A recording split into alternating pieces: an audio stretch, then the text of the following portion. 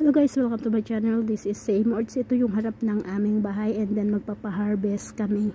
Ito yung paraan ngayon sa aming probinsya kung paano mag-harvest ng palay. Unlike before na mano-mano talaga, meron kaming ginagamit na karet para anihin ang bawat kahon or bawat kung ilang hectares or half. Sa amin kasi half hectares kasi yan, and then kami lang ang nag-ani, kami magkakapatid. Ayan, nung bata pa ako, since high school, ayan, pero parang elementary grade 6 yata nag-aani na ako. Yan, nag-aani na ako, kaya marami akong kagid. So yun, ngayon hindi na ganyan kahirap, pero mas enjoying pa rin yung sinauna. Alam mo yun, ang dami-dami kayong mag-ani, tapos yung dumating pa yung sa point na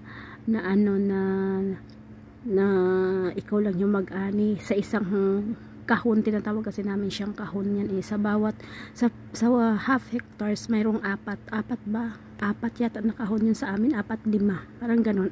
5 box siya, and then nang kami yung mag-aani yan, kahit maputik or may tubig, kami yung nag-aani. Mano-mano naming anihin. Start kami ng umaga hanggang hapon, and then afternoon kami rin yung magpatong-patong, ipatong-patong yung mga pala, yung mga naani namin. And then mayroon kaming thresher noon, bata pa kami. Mayroong thresher, yung thresher na yun ang maglalabas ng palay, o I mean yung butil ng bigas. No, butil pa lang siya ng palay, hindi pa siya bigas. Pagka naigiling na siya is bigas na siya. Yan is palay pa lang siya. Ganun yung noon sa amin. Tapos mayroon kaming mga screen na ilatag sa may naanihan namin, and then may 5 tao na maghakot papunta sa thresher, tapos yung isa taga-subo, tapos lalabas na yung mga bigas, maghihiwala yung palay sa dayami. Ganun yung unang panahon. Ganun kami noon. Tapos ang hilig pa namin yung sa mga natitirang mga palay sa ilalim ng thresher kami kumukuha. May bilao kaming hawak noon, kaming magkakapatid, may bilao kami, kanya-kanya kami. Tawag namin noon is hindi ko lang kung alam niyo yung panagraw. Yun, panagraw ang tawag sa amin. Managraw kami, yun, ganun. Pero hindi kami nananagraw dun sa hulihan, yung sa dulo ng pagka thresher. Doon kami nananagraw sa ilalim ng thresher, kasi yung paglabas sa ilalim ng thresher is talagang maganda talaga siya, magandang klase yung palay. So mas mabigat yun, mas maging bigat at mas maganda. Naalala ko noon kami ni Edith, pag nag-aaway kaming dalawa sa may palayan, tapos pag may thresher, tig-isa kami ng nigo, kanya-kanya kaming kuha doon sa ilalim ng thresher. Tapos pag yung tatay ko naman, pag siya yung taga-subo, hindi niya kami nakikita na kumukuha kami doon sa ilalim ng thresher. Ganun, ang saya noon, ang saya lang noon. Unlike before, tingnan mo yan, pagkalabas na, nakasako na, tapos hindi ka na makakuha ka na lang, yung sako na lang, itago mo na lang, makakuha ka na ng sako, isang sako, saka mo pa parang hindi mo din masabing panagraw o ganun ba. So yan, ganon, iba na, pero mas madali ngayon unlike before, kasi naalala ko noon na halos ako lang yung nagsabay-sabay ang ani dyan, nagsabay-sabay sa harap namin sa mga uncle namin, sabay-sabay ang ani. Ngayon yung nanay ko nag-ani din sila dun sa kabila, tapos ako lang nag-ani ng isang kahon. Grabe yung iyak ko noon, high school siguro ako, noon second year high school.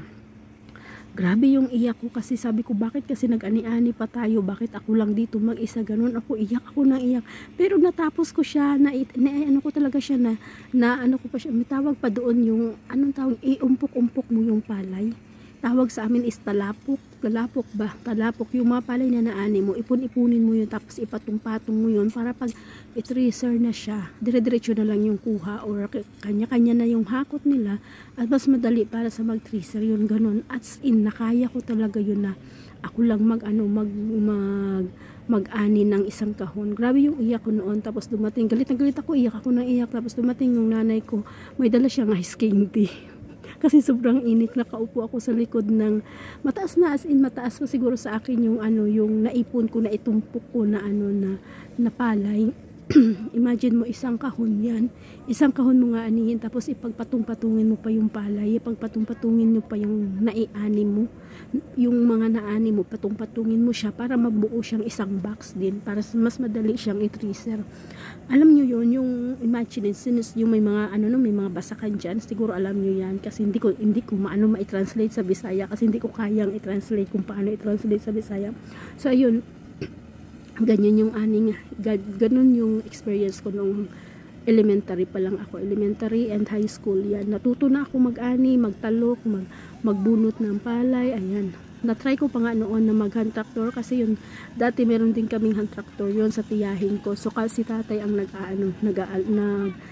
nagmamanage ng hand tractor. Nakaya nag-hand tractor din ako, nagawa ko din yan ng hand tractor, nag-arado, ganun. Gawa ko yan noon. Tapos galit na galit yung tatay ko sa akin kasi hila-hila ko yung muntik nang natuwad yung hand tractor na. Muntik nang natuwad yung hand tractor. Alam niyo yun. So life is different ngayon. So ngayon parang hindi na siya na parang hindi na ganun ka-exciting na mag-ani or mag-harvest ng palayan. Kasi ang bilis na pagkadaan ng harvester, diretso sako na siya. Wala nang giling-gili. Diretso na lang siya. Paglabas niyan, pagkuha ng harvester na yan sa lupa, diretso na siya sako. Kaya sako-sako na lang siya. So mahirap yung buhay noon, pero masaya. Masarap, mahirap yung buhay nung panahon natin, pero 1980s, 20s naman na siguro yun, or 1999 sa parang 1990s, parang is different ngayon sa iba lang yung mga bata ngayon, hindi na marunong yung papuntahin mo sa palayan, hindi na sila pumupunta, pero yung mga pamangkin ko pupunta lang yan dyan, yung magtalok, magbunot, ayan, manguha ng kuhol, yan, manguha sila ng kuhol. So 3 months, after 3 months nag-harvest na. Kasi nagkakuha pa ako ng video dati na nagtalok yung mga kapatid ko. Sila nanay, nagtalok sila dyan. Tapos ngayon, harvest na. So 3 months, nasa 3 months siya ng pag-alaga ng palay. So yan is hybrid naman yung palay na yan. Pero grabe yung ulan at saka hangin. Kaya ang iba dyan nakadapa na yung mga palay. Nakadapa na siya, mahirap nang kuhanin, unlike sa nakatayo. May natira pa kami isang kahon, pero yun ay RC18, so matagal siya, parang parang pangkain nila sa buong 3 months, kasi after nyan mag-arado na ulit, tapos magtatalok na ulit. So third cropping, kasi ang sa amin sa Mindoro is third cropping. Meron kaming kinukuha na ng tubig, mayroong flowing sa gitna, makasustain naman siya sa buong palayan ng pamilya namin. Yung magkabila kasi yan yun sa tiyuhin ko, sa kabila tiyuhin ko, tiyahin ko, ganun. Sa mga pinsan ko sa kabila, ganun dyan. Kaya yan.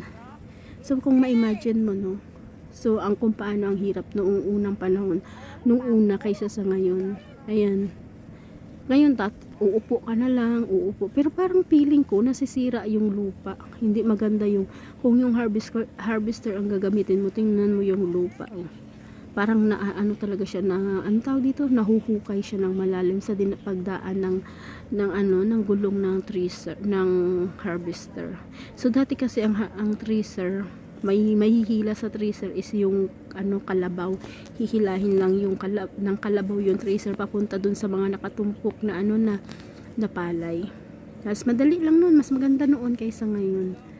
Yung pag nag-thresher na, ang daming tao, ang dami kasi sa thresher may apat na nagsusubo para mailabas yung palay. Tapos sa kabila naman doon, may kabilang side doon yung pahanginan yung mga palay para mahiwalay yung walang laman or yung ipa sa mga butil ng palay. Mahiwalay yun. Doon kami nagapanagraw nung una. Yung mga nasa dulo, marami pa yun sa dulong nakukuha na magaganda. Yung mga matitigas, pa talagang butil.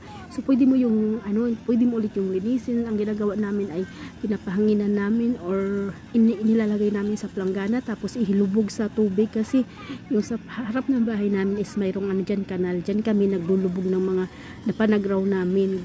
Dyan kami nagkuha kami ng planggana, tapos ilalagay namin yung aming nakuha doon sa palayan. Ilulubog namin sa tubig, so mahihiwala yung ipa at saka yung butil pa talaga. Mahiwalay siya doon. Ngayon, pag hiwalay namin, ibibilad namin. After namin siyang ibilad, hindi naman talaga as in tuyo. Tapos ibibenta na namin. So magkakaroon kami ng pera. Ganun yung buhay dati. Pero ngayon yung mga bata, hindi mo na mapapunta sa palayan. After nyan, mga pamangkin ko pupunta yan dyan, manghingi ng palay. Yan, palay na talaga as in. Yung wala ng hindi ka na maghirap, hindi ka na magpasan ng palay. Hindi ka na magpasan ng magtahip-tahi para linisin. Ayan, tingnan nyo, grabe. Ganyan na lang siya ngayon. Ganyan na lang yung inaani nila. Pag-harvest niyan. Pag-harvest, ganyan na lang diretso. After niyan, diretso nakasako na siya. Pag-hulog niyan, ihulog na sako, diretso. Sako na. Wala ka nang makukuha o wala ka nang makuha o nagpanagraw ka. Pero meron naman yung mga tira-tira na lang. Yung mga butil-butil, yung hindi na isama sa harvester yun. Nanay ko is pumunta dyan para magkuha.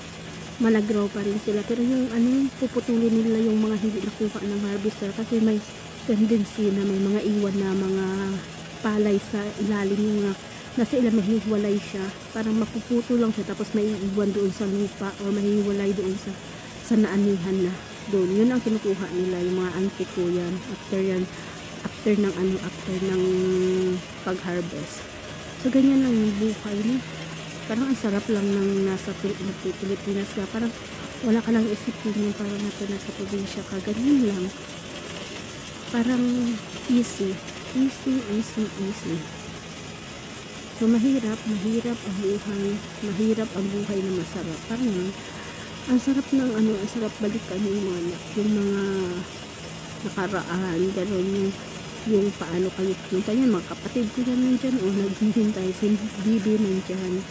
Si nanay siguro si Jezebel tsaka mga pamangkin ko nandyan. So tinitingnan nila kung ilan yung mga nakuha nila.